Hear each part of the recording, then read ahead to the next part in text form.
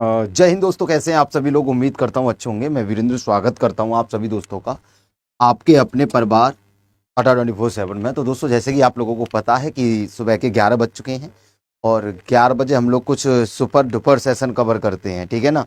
और इसमें हम लोग कवर करते हैं रीजनिंग के बहुत ही ज़्यादा इंपॉर्टेंट क्वेश्चन, ठीक है, जो कि आपके एग्जाम के पॉइंट ऑफ व्यू से बहुत ज़्यादा इंपॉर्टेंट होने वाले हैं, ठीक है ना। तो चलिए फिर बिना किसी देरी के सेशन को स्टार्ट करते हैं।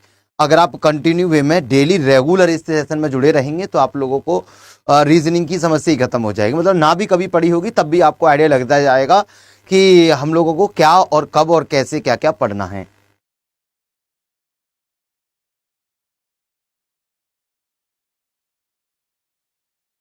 तो फिर मैं सेशन को स्टार्ट कर देता हूँ, ठीक है। चलिए, तो शुरू करते हैं अपने सेशन को कुछ तूफानी तरीके से। और रेगुलर बेसिस पर जैसे आप लोग मेरे साथ जुड़ते रहते हैं तो मैं कुछ ना कुछ नया तुम लोगों को डेली सिखाता हूँ, समझाता हूँ, बताता हूँ, ठीक है।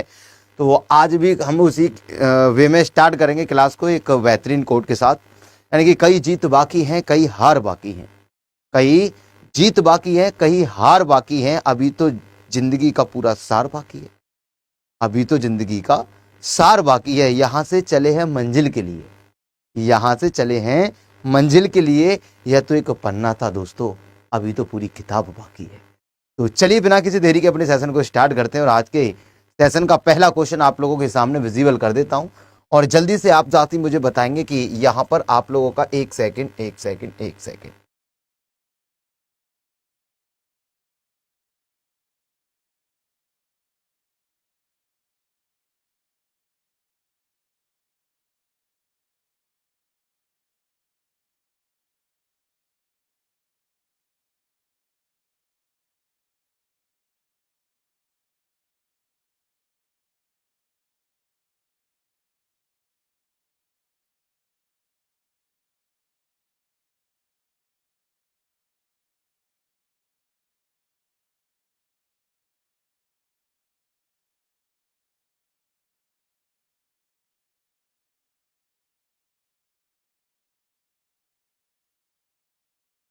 चलिए, तो मैं आप लोगों को कुछ रीजनिंग के ना इम्पोर्टेंट क्वेश्चंस को लेकर आया हूँ, बहुत सी आपके लिए, वो जो रेलवे में कई बार इधर उधर एग्जामों में बार बार पूछे गए हैं, तो उनको हम लोग आज डिस्कस करेंगे, ठीक है। चलिए,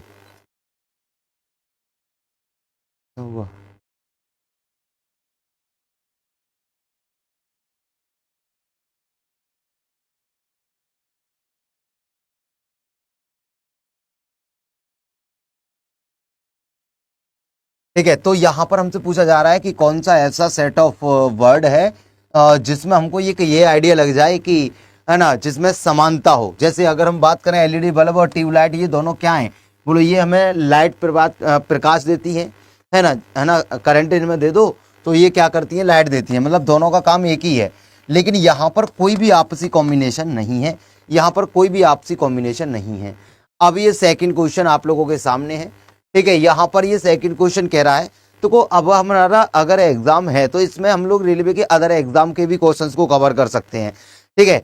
अगर हम यहाँ पर प्रैक्टिस कवर करेंगे, अगर हमारा रेलवे का एग्जाम है, ठीक है, रेलवे का ही है ना आपका ये एग्जाम, है ना, DFCCIL रेलवे में ही है। तो यहाँ पर आप लोग इसके पेपर को पूरा करने के लिए NTPC के भी क्वेश्चंस कवर कर सकते हैं, ALP के भी क्वेश्चन कवर कर सकते हैं और ग्रुप डी के भी क्वेश्चन कवर कर सकते हैं। मतलब इतने PYQ, मतलब अगर आप PYQ देखोगे तो आपके एग्जाम के मोस्टली PYQ ज़्यादा होंगे नहीं। तो आप रेलवे के other exam ALP, NTPC, group D, इन सब को भी मिक्स करके पढ़ेंगे तो बेहतर रहेगा आप लोगों के लिए, ठीक है दोस्तों। चलिए, तो मैं इन सब को भी मर्ज करके आप लोगों को पढ़ाता रहूँगा। मतलब मेरा कहने का ये है कि आप लोग केवल अपने ही एग्जाम के PYQ नहीं, आप लोग रेलवे की नज़र से देखो अपने एग्जाम को, तो आप सारे एग्जामों के PYQ लगाओगे मेरे साथ, तो मैं आप लोगों को बहुत ही बेहतर तरीके से सारी चीज़ें कवर करा दूंगा, ठीक है। चलिए, तो ऐसा सवाल जब कभी भी आएगा तो ये पैटर्न है आपके एग्जाम का, ठीक है। तो आप लोग ये कहेंगे कि सर यहाँ पर ए से शुरू है, बी पे खत्म है, A B A B A B, but यहाँ पर अलग अलग है तीनों लेटर और बाकी सभी लेटर की प्लेस वैल्यू ऊपर रखी गई है। तो यहाँ पर ए और टी है, यहाँ ए बी है, यहाँ ए बी है, यहाँ पर भी ए बी है। तो आंसर जो अलग बनेगा ना साथी, वो आंसर ऑप्शन ए बन जाएगा। जो आंसर अलग बनेगा वो option A is the correct answer, because यानी कि यहाँ पर दो लेटर सेम है तीन सेट में और यहाँ पर नहीं है। चलो अब जैसे ये सवाल एक बार एनटीपीसी में आया है ना, एनटीपीसी में आया है ये सवाल, ठीक है, और ये अदर एग्जाम में भी रिपीट हुआ है कई बार। मतलब मैं कह सकता हूं कि ये अरेंजमेंट अलग हो सकता है लेकिन पैटर्न नहीं बदल सकता है, ठीक है। तो अगर इस टाइप का सवाल तुम्हारे पेपर में आ जाए तो कैसे करोगे, जल्दी बताओ। यानी ये सवाल एनटीपीसी में आया, क्या तुम नहीं कर सकते? भाई एक बात बताओ, हम लोग जो प्रैक्टिस करेंगे, मैं अगर एग्जाम डेट ना लिख के लाऊंगा तो तब भी तो आप लोग इसी टाइप के क्वेश्चंस करोगे। मेरा एक टारगेट है कि आप लोगों को सारे क्वेश्चंस को कवर करा दूं जो तुम्हारे एग्जामों में पूछे गए हैं, ठीक है ना। चलिए अब हम लोग है ना प्रैक्टिस कवर कर रहे हैं, तो रेलवे के एग्जाम का रेलवे का एक पैटर्न होता है, उसी पैटर्न को हम लोग फॉलो करते हुए चलेंगे, ठीक है बाबू। चलो इधर आ जाओ। इसको मैं कह रहा हूं, इसके मैं लेटर को अरेंज करूंगा ना तो ये इंच में बदल जाएगा, इंच। इसके लेटर को मैं कवर करूंगा तो ये बदल जाएगा लीटर में, यानी LITER, लीटर। और इसको बदल दूंगा मैं फिट में, और इसको बदल दूंगा मैं TERME है ये बदल जाएगा मीटर में। तो फिट, मीटर और इंच ये लंबाई के लिए यूज किए जाते हैं, लीटर वॉल्यूम आयतन के लिए यूज किया जाता है, ठीक है। तो ये हमारा लीटर अलग हो जाएगा यहाँ पर, ठीक है। ये लंबाई के लिए यूज किए जाते हैं, ये हमारे लिए हमको पता है कि भैया ये आयतन के लिए किया जाता है ना। जरा इसके बारे में क्या ख्याल आते हैं आप लोगों के? तो मैं आप लोगों को सारे बता, इतने पुराने रेलवे के क्वेश्चन नहीं लगाओगे तो कैसे काम चलेगा यार। आप लोग कब तक DFC IIL को ही देखते रहोगे? तो वो तो सारे करा चुका हूं ना मैं। आप पढ़ते रहो बस रेगुलर, सारे रेलवे को निचोड़ दूंगा तुम्हारे सामने। तुम पेपर में बैठोगे तो कहोगे भाई इधर उधर ही होते हैं सारे क्वेश्चन, हमेशा याद रखना। देखो देखो यहाँ पर आप लोग एक चीज देखो, ध्यान से देखना, बोलो क्या ध्यान से। इस दोनों छोर देखो ब्लैक है, ये दोनों कोने पे कलर है काला काला, एक पर कलर है एक खाली है, एक कलर वाली है तो एक बराबर में खाली वाली है, कलर वाली है तो खाली वाली है, एक कलर वाली है एक खाली वाली है। लेकिन ये दोनों ऐसी जुड़ी हुई हैं जो दोनों पे ही कलर है, तो यही अलग हो जाएगा 1। और 1 ऑप्शन सी में है, बात खत्म। 1 ऑप्शन सी में है, बात खत्म, कंप्लीट, ओके बाय बाय, है ना। चलिए नेक्स्ट क्वेश्चन पे आ जाते हैं। अब ये आ गई सीरीज। बेटा इस सीरीज को बना के देखो तुम लोग, एक बार बना के देखो जरा इस सीरीज को, क्या तुम बना पाओगे कि नहीं? बनाइए जल्दी से। कौन तुम में से सीरीज को बना सकता है, जल्दी से ये बताओ मुझे। तुम में से कौन दोस्त, कौन साथी, कौन योद्धा ऐसा है जो इस सीरीज को बना सकता है with in second, with in time? With in time अगर आप इस सीरीज को बना रहे हैं तो मेरे लिए इससे बड़ी बात, इससे बड़ी खुशी की बात कोई और हो ही नहीं सकती।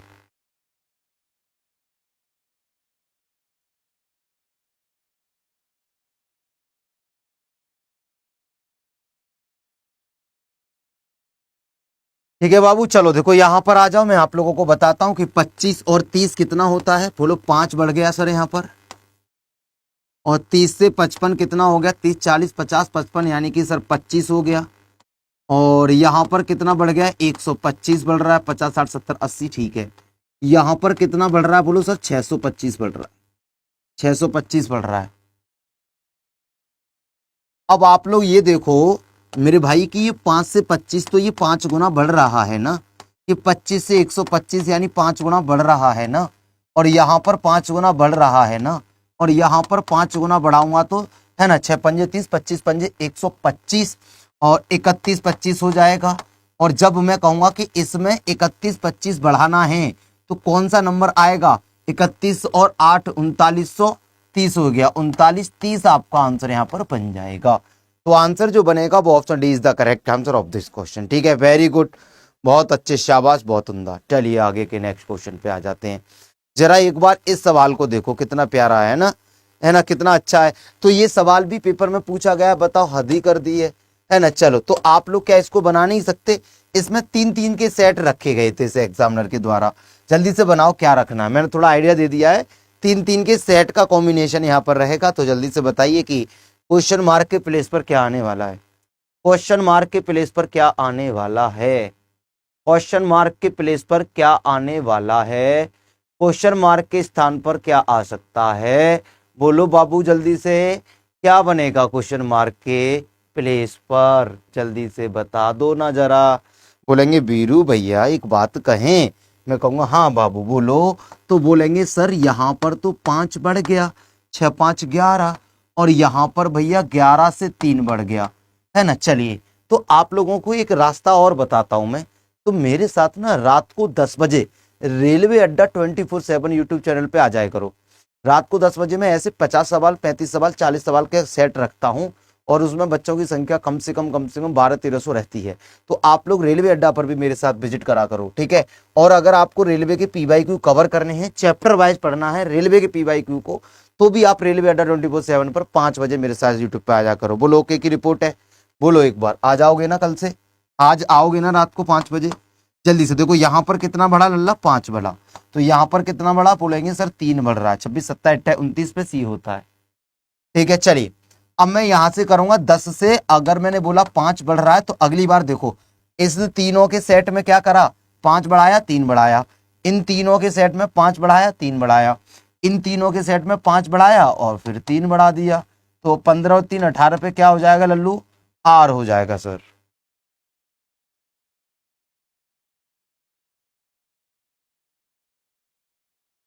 ठीक है बाबू, चलो आगे आ जाते हैं।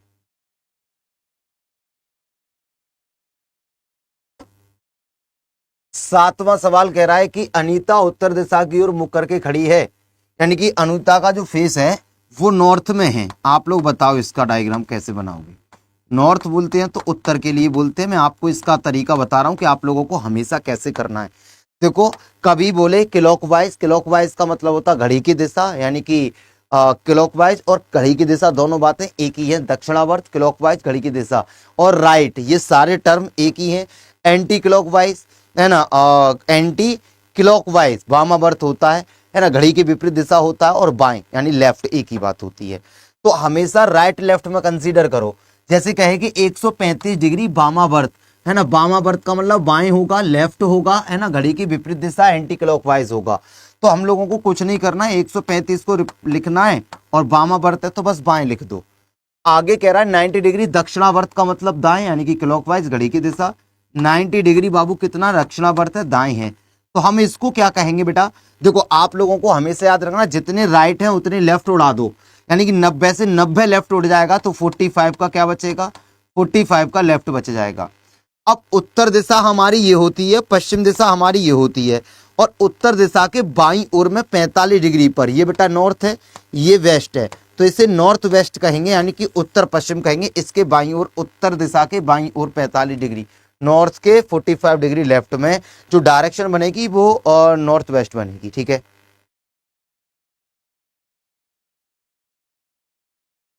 जरा इस सवाल को देखो एक बार।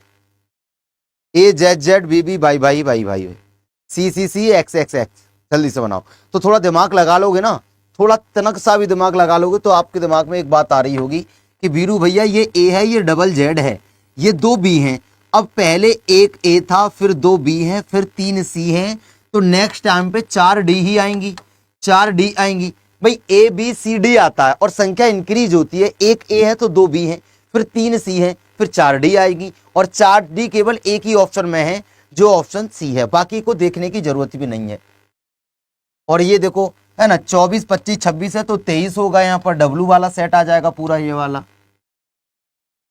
क्योंकि यहाँ पर 2 जेड है, 3 वाई है और 4 एक्स है, तो है ना 5 डब्लू हो जाएंगे। चलो इसको करके दिखाओ, ये बहुत आते हैं, और देखो एनटीपीसी में भी पूछा गया सवाल है। तो मैंने आपको बोला है कि आपके एग्जाम में आप लोग देखेंगे कि सारे प्रकार के क्वेश्चन आप लोगों को देखने को मिलेंगे।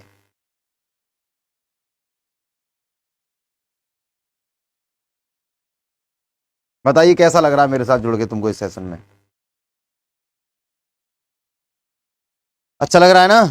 चलिए, तो इस सवाल को हम लोग कैसे निपटा सकते हैं? देखो, पहली फुर्सत में हम लोग ये देख रहे हैं कि यहां पर हमने देखा है कि ये जो 45 है ना बाबू, ये जो 45 है, और इसका 5 का और 9 का मल्टीप्लाई है, 9 5 45, 10 गुणा 6 कितना हो जाएगा? 60 हो जाएगा। तो 11 गुणा 7 कितना होगा लल्ला? 77 हो जाएगा। और ये वाला जो 3 है ना, इसे शिफ्ट कर दिया है सेम एज दिस, इसको यहीं की यहीं शिफ्ट कर दिया है। तो इसको मैं यहां पर शिफ्ट करूंगा तो कितना बनेगा लल्ला? 5 बनेगा, 577, 577।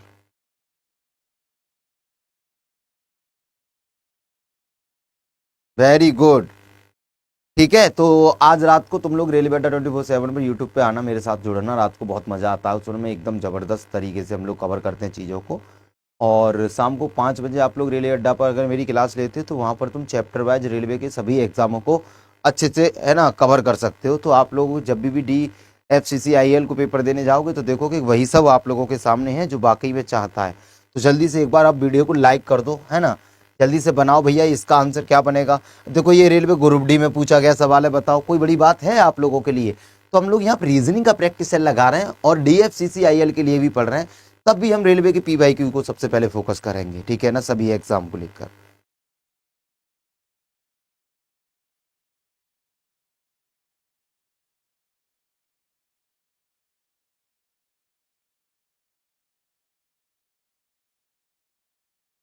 चलो तो देखो यहाँ पर बी को तो वाई कर दिया, ओ को एल कर दिया, ओ को एल कर दिया, के को पी कर लिया, बोलेंगे all are opposite to each other, opposite उठा ली है, बी का वाई, ओ का एल, है ना, और के का पी होता है, तो एन का अपोजिट एम होता है, बोलो हाँ बीरू भैया, ओ का एल होता है, टी का जी होता है, ई का वी होता है, बोलो सर ये भी अपोजिट है, और डब्ल्यू का क्या होता है लल्ला, डी। पहले नंबर पे अगर डी आएगा तो ये आंसर हो ही नहीं सकते, है ना। ओ का एल होता है, आर का आई होता है, डी का डब्ल्यू होता है, चेक कर लो, देखो वही है जो यहाँ पर है। ठीक है, ओके की रिपोर्ट है, आगे बढ़ जाएं, बोलो हाँ आगे बढ़ जाओ, क्या दिक्कत आ रही है सर। चलो तो फिर इसका बना के दिखाओ, मैं मान जाऊंगा तुमको कि हाँ तुम लोग शिद्दत से मेहनत कर रहे हो, तुमको सब कुछ आने लगा है। चलिए बेटा जल्दी से बताओ, है ना, जल्दी से बताओ, जल्दी से इसका आंसर एक्चुअल में क्या बनेगा। तुम इसका रियल में आंसर क्या करने जा रहे हो कि क्वेश्चन नंबर 11 हो गए हमारे, क्वेश्चन 11 पे हम लोग खड़े हैं। तो मैं चाहता हूँ कि तुम सभी दोस्त इसका आंसर अच्छे से करो। बाबू जल्दी से बताओ, ज़्यादा टाइम नहीं लेना है आप लोगों को। देखो क्या कहता है, कुछ गहरे जो हैं वो लाल हैं, गहरे, कुछ गहरे क्या हैं, कुछ गहरे लाल हैं, ठीक है, कुछ गहरे लाल हैं, कुछ काले ग्रे हैं सॉरी कुछ गहरे काले हैं भैया, और फिर कुछ काले क्या हैं, ग्रे, सभी ग्रे क्या हैं, लाल, और सभी लाल क्या हैं, शिशु। अब निष्कर्ष की बात कर ले रहे हैं थोड़ा सा, देखो क्या कह रहा है, कुछ लाल काले हैं, बोलो लाल कहाँ हैं, बोलो ये रहे, काले कहाँ हैं, बोलो ये रहे, तो ये तो कॉमन हो गए ना, बोलो हाँ कॉमन हो गए। सर ये गलत कर दूं क्या सही, बोलो सही करो। कुछ शिशु काले हैं, बोलो शिशु काले के अंदर आ रहे हैं, बिल्कुल सही है। कुछ शिशु ग्रे के अंदर हैं, बोलो ग्रे पूरे की पूरे शिशु है तो कुछ तो पार्ट कॉमन होगा ही। कुछ लाल गहरे हैं, बेटा लाल तुम्हारे ये रहे लाल, और गहरे ये रहे भैया, है ना, गहरा अलग है लाल अलग है, तो बेटा ये कैसा हो जाएगा, गलत हो जाएगा। पहला दूसरा और तीसरा फॉलो होगा, first second and third are follows, follows, very good very good very good. अगले इस सवाल को जरा एक बार देखो, ये सवाल बहुत ज्यादा पसंदीदा सवाल रहा है, ठीक है, रेलवे का, और इसको स्टूडेंट से बहुत ज्यादा गलतियां होती हैं। देखो लीप ईयर के डिफरेंस का, कुछ बच्चे इसका 4 आंसर करते हैं, है ना, सारे बच्चे 4 आंसर करते हैं। 2 क्रमागत वर्षों के बीच में x वर्ष का अधिकतम अंतर है, तो 2 लीप, देखो अधिकतम अंतर है लीप वर्षों में, दो लीप वर्ष की बात करूं मैं, 2 लीप वर्षों में, 2 लीप वर्षों में, है ना, 2 तरीके से अंतर होता है, अंतर, अंतर की मैं बात करूं, अगर आपसे बोले न्यूनतम, न्यूनतम या कम से कम,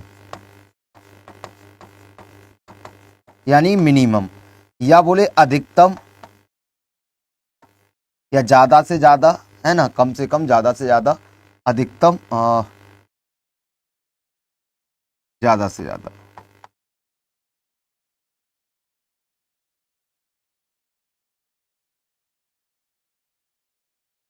तो हमेशा याद रखना, जब बोले न्यूनतम कितना है तो आप लोग 4 वर्ष कहोगे, यानी कम से कम 4 साल तो चाहिए ही चाहिए लीव वर्ष आने में, और अधिकतम की बात करेगा तो आप लोग 8 वर्ष देंगे। सर इसका पूरा कॉन्सेप्ट समझा सकते हो क्या, देखो मैं आप लोगों को इसकी वजह बताता हूँ, है ना, कहते ना कि वजह तुम हो। देखो अब मैंने बोला 1 वर्ष मैंने ले ली 18,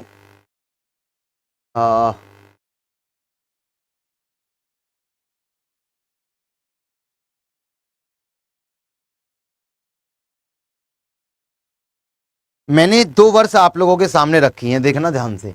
मैंने रखी एक 1800, अरे यार क्या हो गया वीरेंद्र सर, देखो एक तो बाबू मैंने लिख ली 1992 और एक मैं लिखता हूं 1892। इससे आप लोग आसानी से और बड़े इजीली तरीके से सीख सकते हो। बाबू 4 साल बाद अगर लीप ईयर आती है तो इसके 4 साल बाद आनी चाहिए। बोलो हाँ 1996 है सर, आई गई वो तो। इसमें सर 4 जोड़ेंगे तो 1896 है। बाबू इसमें 4 जोड़ोगे तो यहां पर तुरंत 2000 तुमको देखने को मिलेगी। यहां पर 4 जोड़ोगे तो यहां 1900 देखने को मिलेगी। अब आप लोग देख रहे हो ये भी सेंचुरी है और ये भी सेंचुरी है, और सेंचुरी तब लीप होती है जब वो 400 से कटती है, तो ये वाली 400 से कटेगी नहीं, तो ये सिंपल में काउंट की जाएगी, सिंपल में। और ये डिविजिबल बाई 400 है, ये 400 से कट जाएगी तो ये लीप में काउंट की जाएगी, ये लीप सेंचुरी है। तो अब इसके और 4 साल बाद जाओगे तो आपको 2004 लीप ईयर मिलेगी। मतलब यहां पर आप लोगों को कहीं भी 4 साल के ज्यादा गैप ही नहीं देखने को मिलेगा। लेकिन जब तुम 1904 में 4 जोड़ोगे तो जाके 1904 आएगी 1900 में, जब इस लीप वर्ष में।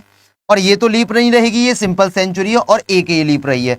तो जब 2 लीप वर्षों के बीच में है ना, देखो 8 साल का गैप कब आता है, जब चौथी साल सिंपल सेंचुरी आ जाए तो उस वर्ष हमारी, उस टाइम हमारी 2 लीप वर्षों में 8 साल का गैप बाबू रहता है। क्लियर है?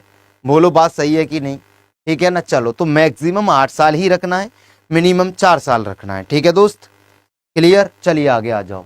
अगर कभी भी आपसे पेपर में पूछे कि भैया इस टाइम पे एंगल कब और कितने डिग्री का कैसे बनेगा, है ना, इतने डिग्री का एंगल कैसे बनेगा, ये अगर आप लोगों से पूछा जाए तो भला तुम इसको कैसे करोगे? बताइए, भला तुम इसको कैसे करोगे? जल्दी से बताओ कैसे करोगे भाई, जल्दी से बताओ दोस्त, कैसे आप लोग इसको करने जा रहे हो? तो आप लोगों के दिमाग में तुरंत एक बात आनी चाहिए, सर 2:40 की बात कह रहा है। देखो आप लोगों को घड़ी के किसी भी टाइम पे एंगल निकालना आता है तो अच्छी बात है, और अगर आपको एंगल निकालना नहीं आता है तो और अच्छी बात है, क्योंकि आता होता तो ना जाने आप लोगों का कौन सा तरीका होता जिससे आप लोग निकालते हैं। और अगर नहीं आता है तो आज आप वो तरीका सीखेंगे कि आप लोग बिना किसी फॉर्मूले के, है ना, लिखे, बिना किसी फॉर्मूले को लिखे आप लोग यहां से फाइंड आउट कर सकते हो किसी भी टाइम पर एंगल। बस कुछ नहीं करना है, घंटे में आप लोगों को 30 का मल्टीप्लाई करना है और मिनट में 11/2 का मल्टीप्लाई करना। घंटे को आप लोग 60 से मल्टीप्लाई करोगे और मिनट को 11/2। सॉल्व कर दो, 2 से काटा 20, 11 दूनी 22, 220। बड़े में से छोटा घटा दोगे आंसर निकल आएगा ऑटोमेटिक।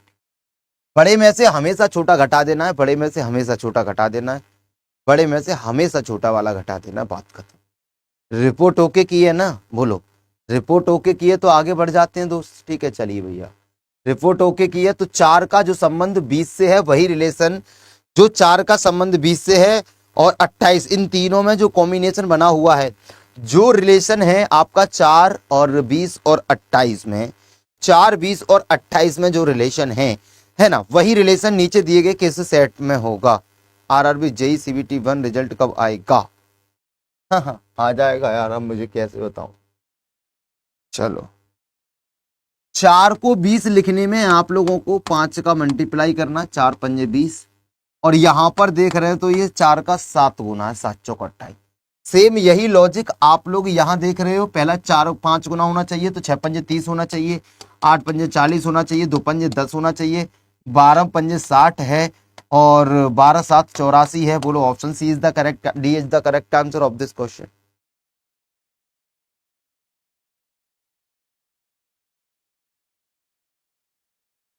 इसको जरा देखो एक बार, बनाओ इसको, कैसे बनाओगे? ये भी बड़ा प्यारा सवाल है। ठीक है, ये सवाल आपके पेपर में 100% आते हैं, 100% आएंगे। तो क्या तुम लोग कर नहीं पाओगे इनको? बोलो क्या तुम इनको कर नहीं पाओगे? बोलो क्या तुम इनको नहीं कर पाओगे क्या बाबू?